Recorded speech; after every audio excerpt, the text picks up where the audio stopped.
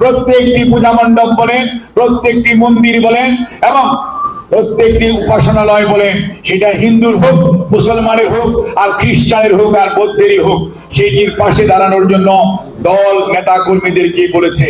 যার জন্যই দল আজকে আপনাদের পাশে দাঁড়িয়েছে। আপনাদের নিজস্ব কমিটি আছে, আমাদের লোকরাও থাকবে আপনাদের পাশে।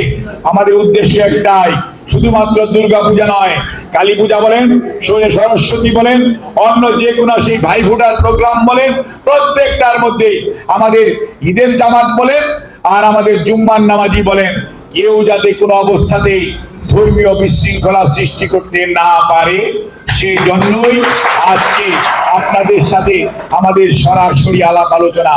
এবং আমরা বিশ্বাস করতে চাই, আপনার ভোট আপনি দিবেন, যাকে খুশি তাকে দিবেন, নির্বিঘ্নে দিবেন, নির্ভয়ে দিবেন। আমরা আপনাদের উপর কোনো ধরনের চাপ প্রয়োগ করার নীতি